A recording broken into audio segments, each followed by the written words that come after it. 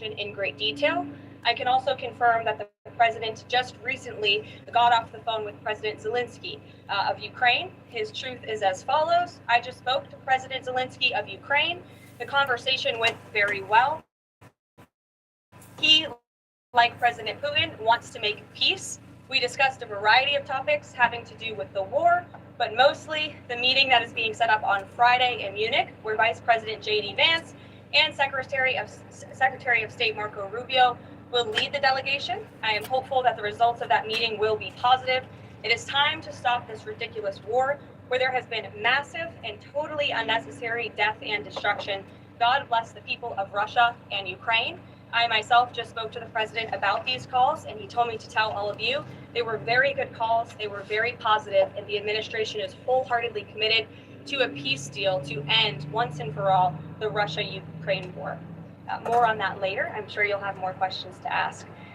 This week, the president has continued to deliver on his promises to the American people. According to new polling that was released at the beginning of this week by CBS News, an overwhelming 70% of Americans said that President Trump is following through on what he pledged to do during his historic campaign. The poll also revealed that Americans see President Trump as a tough, energetic, focused, and effective leader fighting hard to improve their lives and our country. And yesterday, in particular, was a truly special day for the United States of America. Thanks to the great leadership of President Trump and the strong and tough leadership of President Trump, Mark Fogel, an American teacher detained by Russia, was returned to American soil and met with the president here at the White House last night. Special Envoy Steve Witkoff and the rest of President Trump's incredible national security team helped to negotiate the exchange that secured Mark Fogel's release. This event shows a good faith effort from Russia, and it's a sign, as I just said, that we are moving in the right direction to end this brutal war.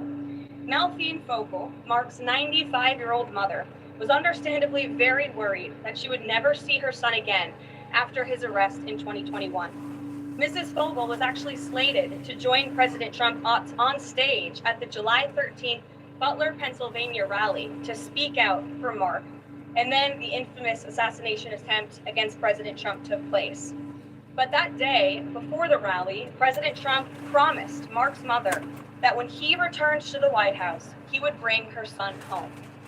God saved President Trump's life on that day in Butler, Pennsylvania, and now Mark Fogel is back home safely with his family as a result.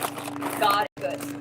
Amen. The president also continues to bring back common sense to our government. This week, he signed an EO to end the procurement and forced use of taxpayer dollars were wasted on these non-functional and massively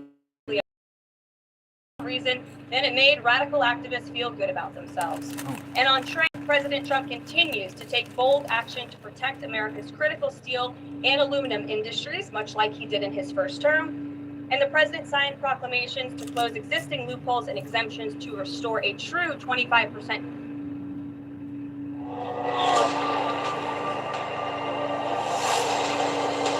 Come on in, push that like button.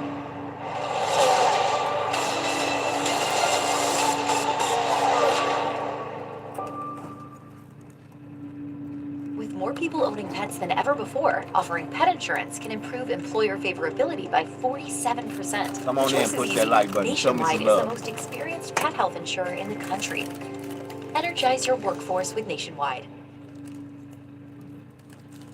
The unaccountable bureaucracy will finally be reined in. On another important matter this morning, Senate Republicans continued to confirm President Trump's exceptionally qualified nominees, most recently Director of National Intelligence Tulsi Gabbard, who will be joining us later at the White House for her swearing-in ceremony. It's imperative that the remainder of the president's cabinet nominees are confirmed as quickly as possible. On another important matter this week, illegal alien criminals continue to be arrested and sent home as part of the ongoing mass deportation effort of the Trump administration. Just this week, 2 planes with 190 Venezuelan illegal aliens arrived in the Venezuelan capital from Fort Bliss, Texas. Here are some of the criminal illegal aliens who were arrested in the country this past week. ICE Atlanta arrested a citizen of Nigeria who had been convicted of money laundering. ICE San Antonio arrested a citizen of Mexico who had been convicted of assault. ICE Denver arrested a citizen of Mexico who had been convicted of aggravated assault. And ICE Houston arrested a citizen of Mexico who had been convicted of aggravated assault. Now, before I take questions, I would like to address an extremely dishonest narrative that we've seen emerging over the past few days. Many outlets in this room have been fear-mongering the American people into believing there is a constitutional crisis taking place here at the White House. I've been hearing those words a lot lately. But in fact, the real constitutional crisis is taking place within our judicial branch, where district court judges in liberal districts across the country are abusing their power to unilaterally block President Trump's basic executive authority. We believe these judges are acting as judicial activists rather than honest arbiters of the law. And they have issued at least 12 injunctions against this administration in the past 14 days, often without citing any evidence or grounds for their lawsuits. This is part of a larger concerted effort by Democrat activists and nothing more than the continuation of the weaponization of justice against President Trump. Quick news flash to these liberal judges who are supporting their obstructionist efforts: 77 million Americans voted to elect this president. And each injunction is an abuse of the rule of law and an attempt to thwart the will of the people. As the president clearly stated in the Oval Office yesterday, we will comply with the law in the courts, but we will also continue to seek every legal remedy to ultimately overturn these radical injunctions and ensure President Trump's policies can be enacted. So here in our new media seat today, we have Chris Pavlovski, an entrepreneur who has a strong passion for protecting freedom of speech. Chris started the video sharing platform Rumble in 2013 with a mission of protecting a free and open internet from censorship by big tech and governments around the globe. The platform has always been a place for independent creators to share their authentic opinions, and they have always included President Trump, in contrast to the way he was censored by other platforms in years past. Since its founding, Rumble has grown exponentially, recently marking 67 million monthly active users. It's a lot of users. If you're watching right now, you can apply whitehouse.gov/new media. With that, I will take your questions. And Chris, why don't you kick us off on this very busy news day? Carolyn, thank you very much. How y'all doing? To Push you that like button. and President Trump. It's an honor to be sitting here in the new media seat for the White House press briefing and to be able to demonstrate why freedom of expression is so important. Rumble was the victim of censorship at the hands of multiple foreign governments. It's clear there are still many countries who oppose free speech and even target American companies. Can you describe what the administration will do to protect U.S. interests and values worldwide? Sure. Well, thanks for the very important question. And I think that free speech and ending censorship, both here at home and also abroad, is an important part of President Trump's agenda. I think first, President Trump has led by example on this front as the leader of the free world, the president of the United States, with his show of access and transparency on a daily basis. The president takes questions from all of you almost every single day and really reveals what he's thinking and feeling. And I think that serves as a great example to the rest of the world. As for tangible actions that the president has signed, he did sign an executive order, I believe on day one, certainly within the first week of this administration, to restore free speech and stop government-sponsored censorship here at home. And the EO made it very clear that federal employees are not allowed to engage in any activity that would infringe upon the American people's right of free expression. So I think the president has led quite strongly on this. And I would just add, this is part of the reason we have a new media seat, to invite new voices into this room. Again, we're going to need to expand this room because so many people are interested, and we're very excited about that. It's a privilege to cover this White House, but we want all voices to be heard. So thanks for being us with here, Chris, and I hope you enjoyed the briefing. Sure. Jordan. Thanks, Caroline. Data out this morning showed that consumer prices were up across a variety of goods, and just before that, President Trump called for lower interest rates. The Fed said it's holding rates steady to try and tamp down further inflation. So how would lowering rates help keep inflation in check? Sure. Well, first of all, on the inflation point, we did receive those numbers, and they were worse than expected, which tells us that the Biden administration indeed left us with a mess to deal with. It's far worse than I think anybody anticipated, because unfortunately, the previous administration was not transparent in where the economy truly was. We know people at this very podium told the American people that inflation was transitory and that it would go away. That was not the case. And now the last report of the Biden administration, as revealed today, shows that inflation is still about 4.5% higher over the past 3 months. This is an indictment on the Biden administration's mismanagement of the inflation crisis and their lack of transparency in addressing it. As for tackling inflation and interest rates, the president has made his position on this very clear. He wants interest rates to be lower, he wants inflation to be lower, and he believes that the whole of government economic approach that this administration is taking will result in lower inflation. I have said that from this podium many times. The president had record low interest rates and inflation rates in his first term. He believes that the economy can handle it and withstand it. And we're doing a lot to tackle the inflation effort on this front. It's a whole of government economic approach, and I've talked about what we're doing to tackle inflation quite a few times from this podium. Tariffs, that's going to come before Prime Minister Modi's visit tomorrow. I do believe it will come before the Prime Minister's visit tomorrow, and I will let the President discuss the details on the reciprocal tariff front. But this is something he believes strongly in, and it's very simple logic as to why the President wants to impose reciprocal tariffs. It's the golden rule, which we all learned when we were growing up in school. Treat others the way you want to be treated, and far too many nations around this world have been ripping off the United States of America for far too long, and that's why the President believes this will be a great policy that will benefit American workers and improve our national security. JJ. Doge and the fraud claims. Elon Musk in the Oval yesterday gave us some information on that. We're just wondering if there's proof, evidence. Is the White House willing to share evidence of those fraud claims, or can Elon Musk come to the briefing room and share material evidence of what he's talking about? Sure, I would love for Elon Musk to come to the briefing room. That's why we had him go to the Oval Office yesterday, where I think he provided great answers. He was speaking in layman's terms, speaking common sense to all of you in the media, but also to Americans at home. But I would say especially to all of you in the media, because I think it's a real fallacy that there's this alleged lack of transparency when it comes to Doge. President Trump and Elon Musk have been incredibly transparent on what Doge is doing. There is an X account with the Doge handle. They are tweeting out what they are doing on a daily basis. They have a website where they are posting the receipts of the contracts that they are reviewing and the payments that they have stopped from going out the door. Secretaries of our departments have stopped from going out the door.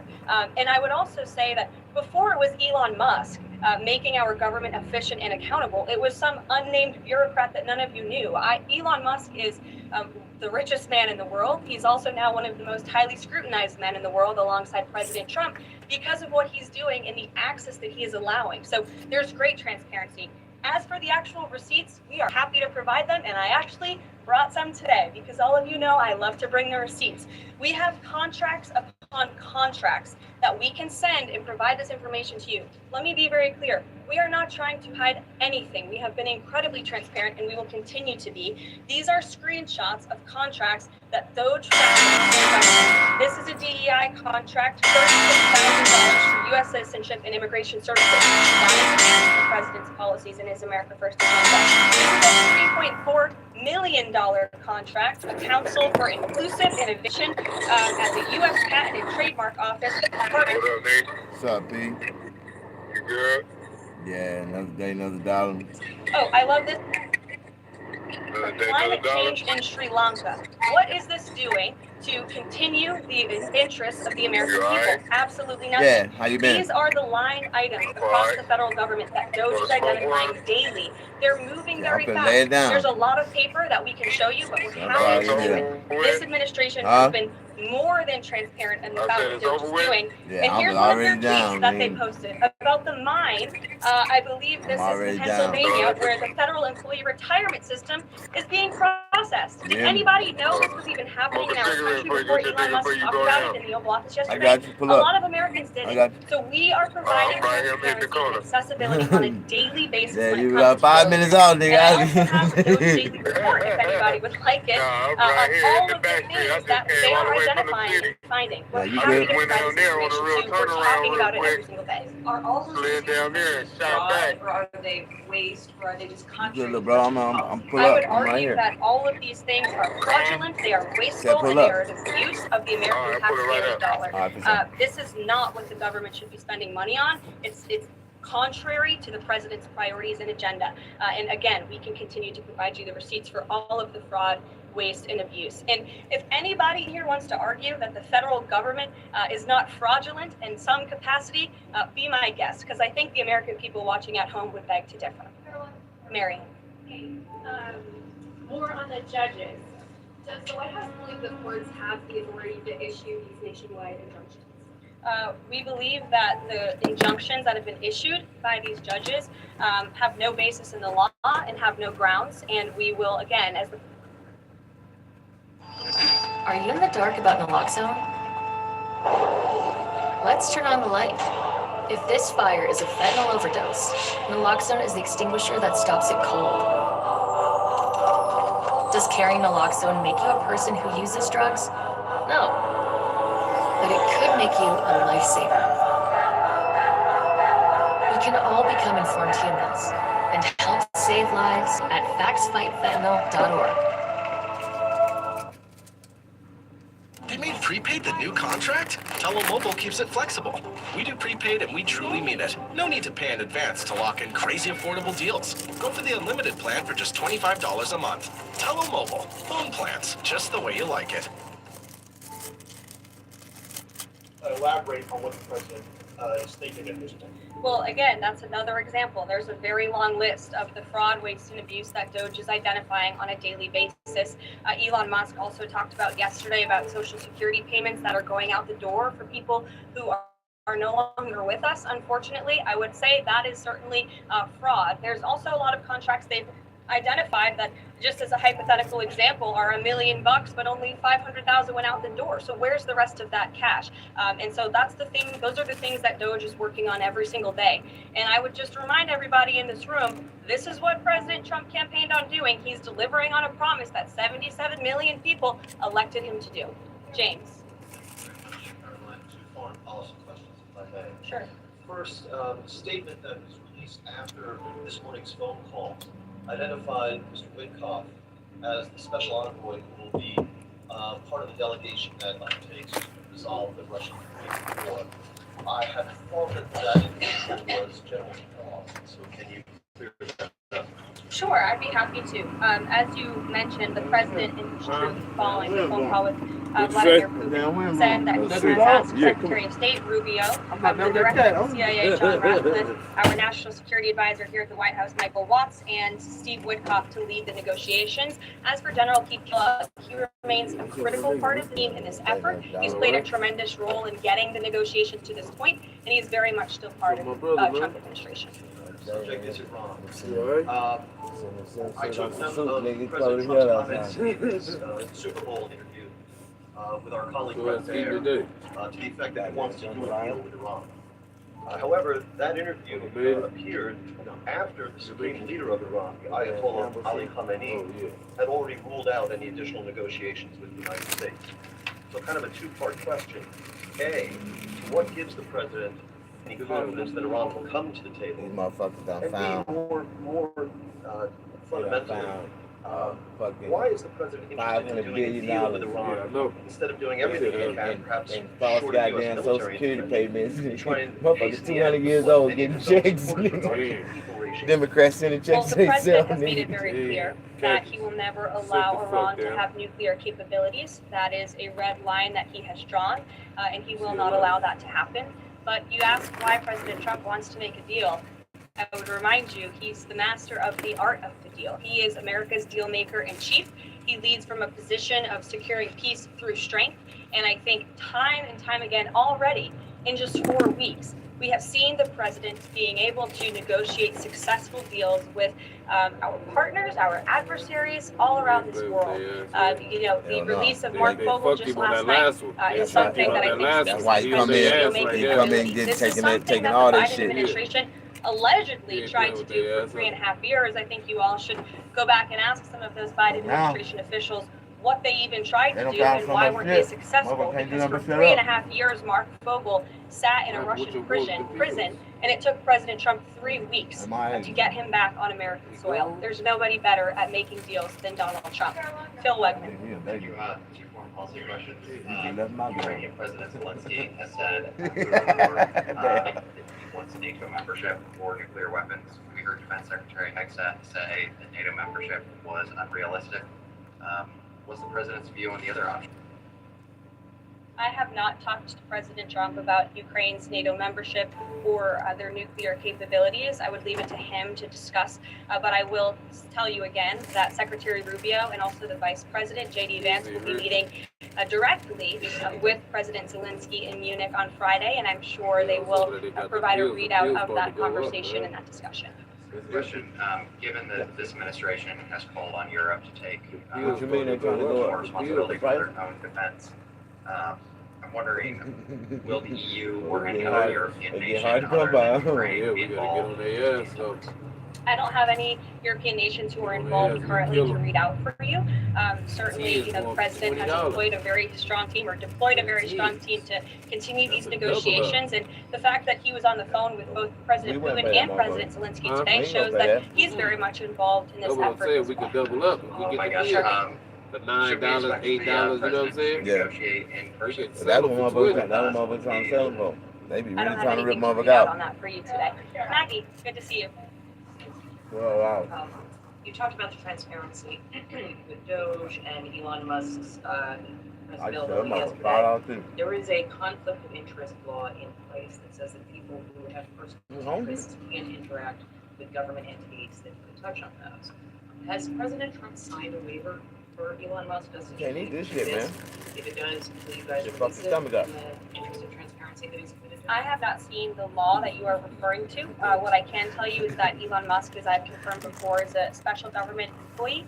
He is filing the proper financial disclosure, and he is complying with all applicable federal laws. As you also heard, Elon address this directly yesterday in the alleged conflict of interest, and he said everything he's doing is very public, and if you all perceive a conflict of interest, you're welcome to bring that up. And as the president said, if he feels like Elon is engaging in something that's a conflict of interest, he will tell Elon not to do that. And Elon also said yesterday that before he moves forward with anything, he consults with the President of the United States. So we're very confident with the ethics and the guardrails.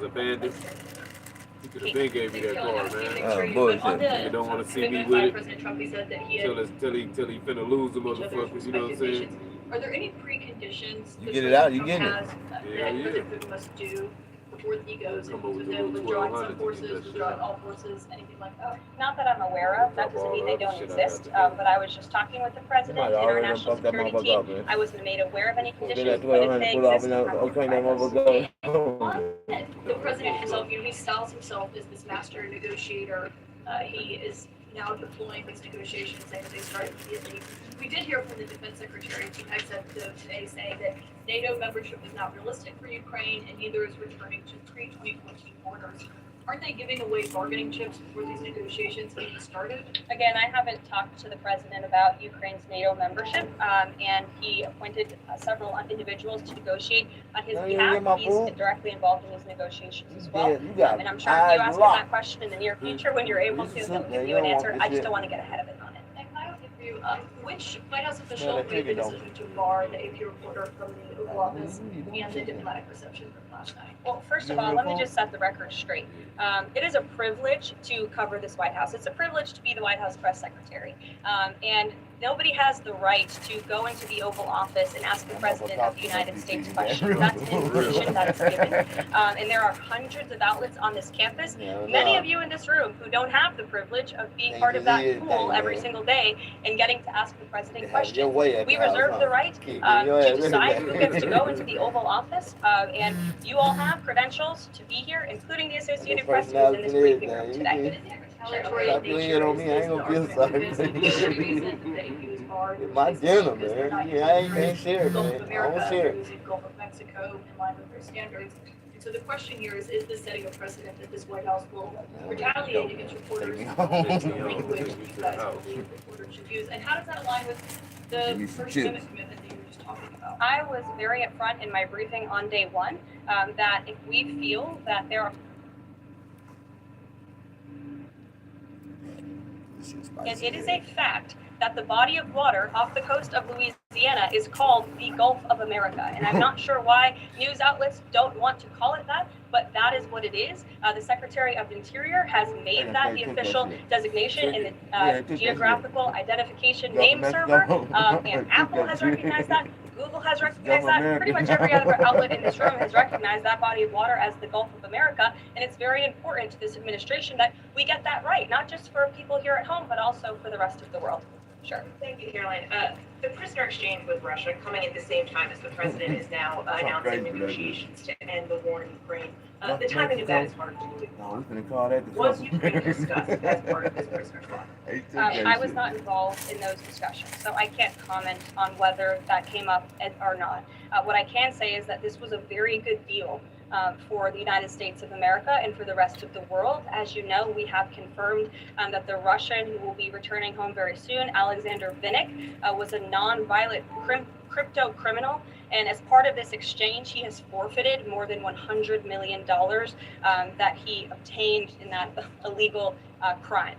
And in exchange, of course, we got Mark Fogel, who is a middle school teacher who kissed the American soil, but kissed the ground last night when he returned to the United States of America. It was a great deal and a great day for our country, and I think everybody, regardless of political affiliation, agrees with that. And was Russia made aware ahead of time of the parameters that the administration and Secretary Hegseth was going to be announcing today? The NATO perimeters? I'm not sure. You'd have to ask Secretary Hegseth in the Defense Department on that, since he announced them. Jackie. Just to be clear, so when we're listening for a shift in position on U.S. policy, should we only listen to the president and maybe not the Secretary of Defense? It's what he outlined today would represent a shift in U.S. policy. I'm not saying that. I'm just saying I speak for the President of the United States behind this podium, and I will let him discuss that. We just. Tell us any more about the next hostage releases. I understand that Americans are coming out today. Sure. I'm glad you asked. It speaks to President Trump's deal-making ability, and we can confirm the safe release of one American and two individuals from Belarus, one of whom worked for Radio Liberty. Out of respect for the privacy of these individuals, their request, we have no further details to announce on their identities, but we can confirm that one American was released today, and it's a remarkable victory on the heels of Mark Fogel returning to America last night. Who the U.S. might be releasing in exchange? I don't have details on that at this moment. I don't have details on that at this moment. I do know that these three individuals have been released and are on their way home to their respective countries. We do. Thank you so much. Innovative new mattresses are coming out all the time. And you'll find all the latest trends at Sit and Sleep. Hey Drew, does that mean we're trending? No, Dad. Come see the latest trends from Tempur-Pedic and save $500 off Tempur-Pedic adjustable sets at Sit and Sleep today. I gotta get this whip on this nigga. Oh, you want to get him on? Yeah, grab my little bird. A real bird. Oh, shit. Yeah, I got it on. You good? President Putin and President Zelensky.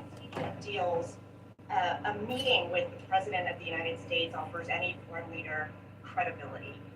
Was it part of the prisoner swap with Fogel that President Trump agreed to meet? Again, I was already asked this question. I said I was not made aware of that, but we can certainly get you an answer on that. I'll check in with the NSC. Sure, Monica. Thanks, Caroline. It's clear that this administration is dedicated to both truth and transparency. We know that with DOJ, but we also know that because by the assassinations of Martin Luther King Jr., JFK, and RFK. I'm wondering, is it likely that we're going to see more information regarding the assassination attempts on the president's life while he was away in Israel? In regards to the assassination of the individuals you mentioned, President Trump signed that executive order directing the respective agencies to do it. I know that that process continues and is ongoing. He's committed to transparency in the declassification of these very important files that I think many Americans are not only interested in learning about, but also have the right to know about.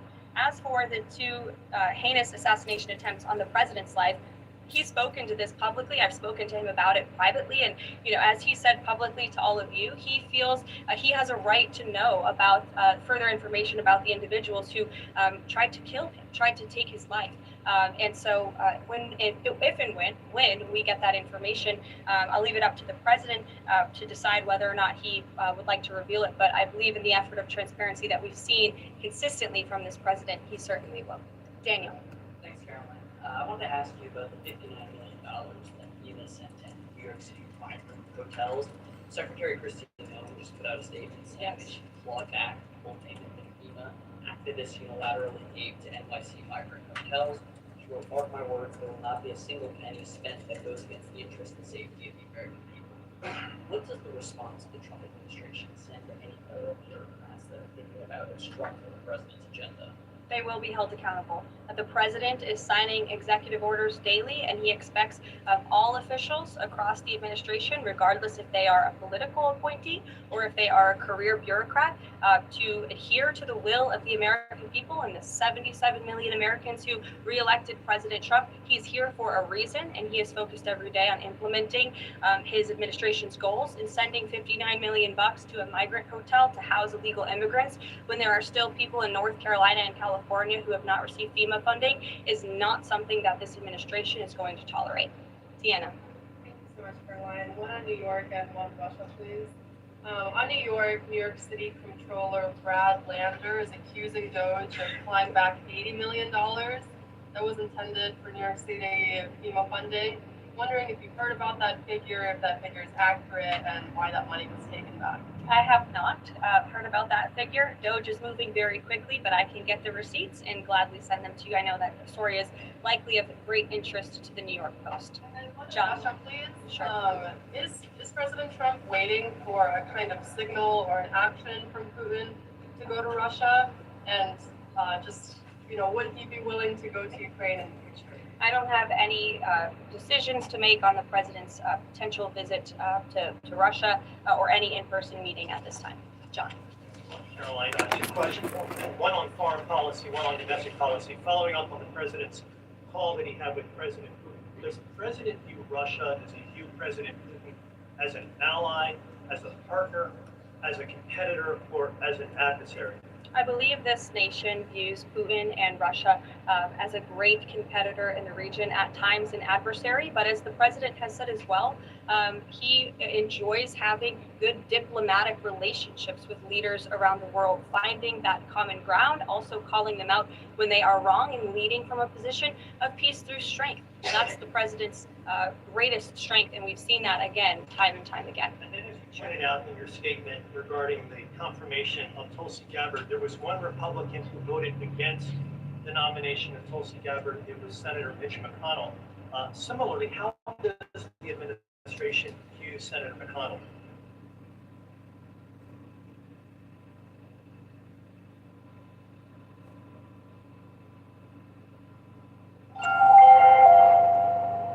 There's a power within each of us.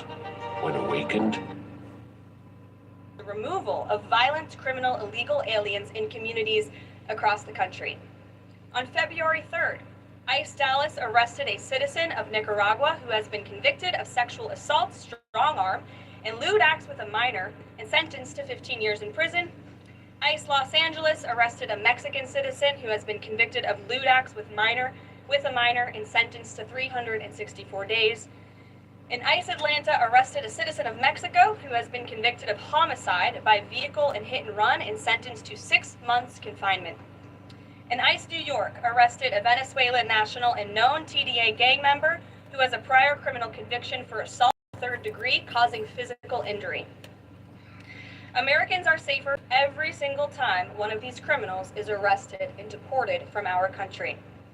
On another important and ongoing topic, the Senate is working fast to confirm President Trump's exceptional cabinet nominees in the face of relentless media smear campaigns. As of right now, 12 members of the president's cabinet have been confirmed, most recently Pam Bondi, who, as you all know, I was just in the Oval Office for that swearing-in ceremony surrounded by Pam's lovely family, and we look forward to watching her serve as the Attorney General of the United States. According to CNN, President Trump is getting more cabinet picks confirmed so far than the average president in the modern era. Another success story. And we believe it's critical that Republicans in the Senate majority stay tough and keep their foot on the gas to confirm all of the remaining nominees as quickly as possible so we can continue President Trump's important work here at the White House and across our entire federal government. And lastly, throughout his historic campaign, President Trump pledged to restore common sense to our country. And he's continuing to deliver on that with an executive order that he will sign later today. The president will be signing an executive order keeping men out of women's sports to defend the safety of athletes, protect competitive integrity, and uphold the promise of Title IX. This common sense action from President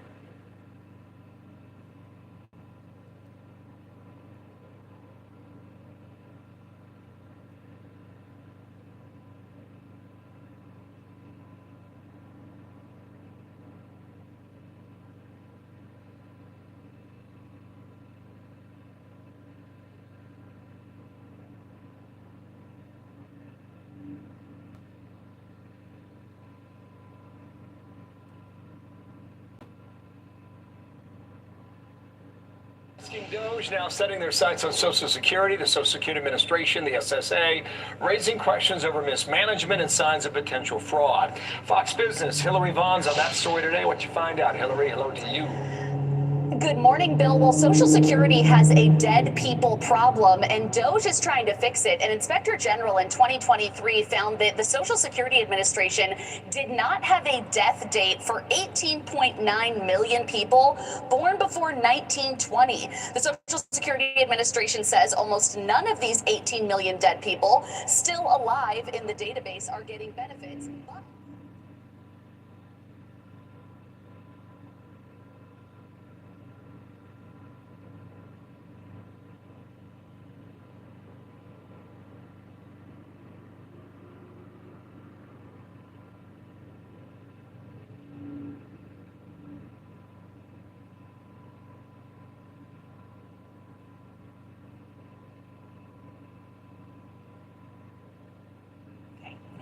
Thank you. I now recognize the gentleman from Texas, Mr. Cloud. Thank you, Madam Chair.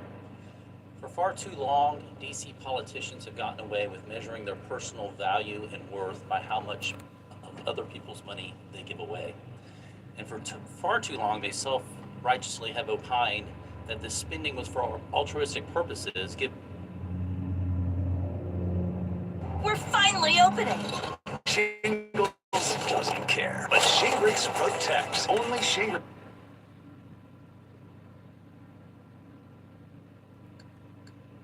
How y'all doing? Given out of care and compassion. Ain't nobody For far too long, they've been more concerned with looking like they cared than having enough care and concern to actually do the due diligence to ensure that the tax dollars were being used wisely and effectively.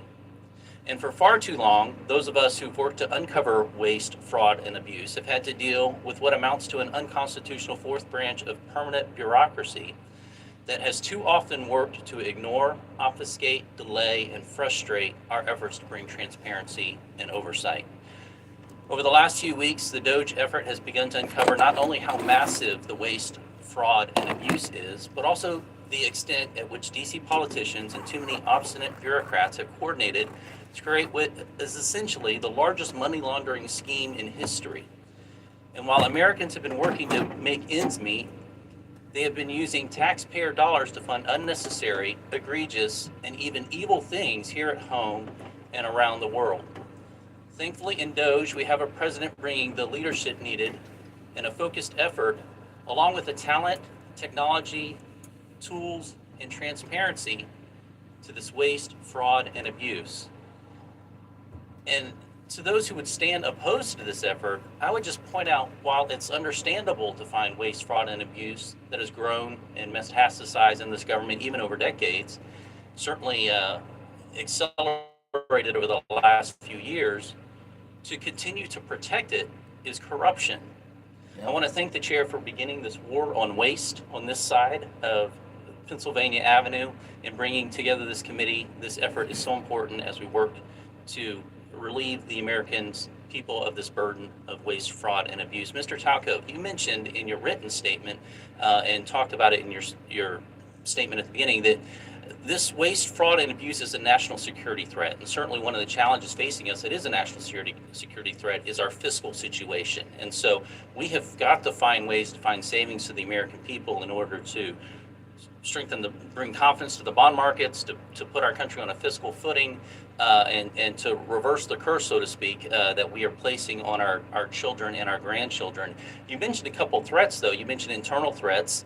You said that these cases involve government employees, individuals entrusted with administering benefits who, instead of using their positions to approve fraudulent claims, override security controls, or even sell sensitive claimant information for profit. Now, this is not every federal employee for sure, but within the context of people who are trying to give their best effort, we have an internal threat. But you also mentioned transnational fraud rings, terrorist organizations, nation states, North Korea, nuclear weapons programs funded by our tax dollars, China, Nigeria, Iran, Romania, Russia, not our friends necessarily, that are being funded by taxpayer dollars. Could you give us some examples of how this is happening? Yeah, so when you think about what happened during the pandemic, $1 trillion was stolen. 70% of that money went overseas. And I can give you some examples. In a Western state, they had more people applying for unemployment insurance benefits than they had individuals over 18. The people that were stealing the money from Romania were using it to facilitate other fraud schemes that include fentanyl, that include doing things to impact our democracy. On the insider threat, right, the first thing you have to say, and my dad was a public servant, is 99% of people that work in the public sector are honest, hardworking individuals. But there are some, and what you need is data and technology to root that out. There were examples during the pandemic, there were some examples even of last week where people got into the Medicaid system in a Western state and stole $50 million in less than 4 months. So you have to have these controls in place, right? These aren't individuals stealing, Mr. Cloud. These are organized criminal groups, both domestic and transnational.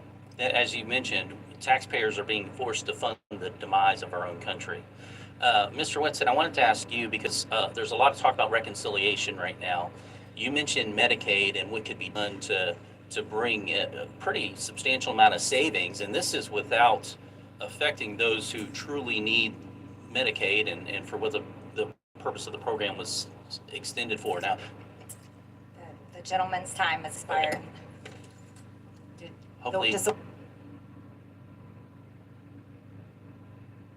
New mango habanero double tostadas. A little heat, a little sweet, and a lot of Now dropping on chicken and shrimp double tostadas. Only at El Pollo Loco.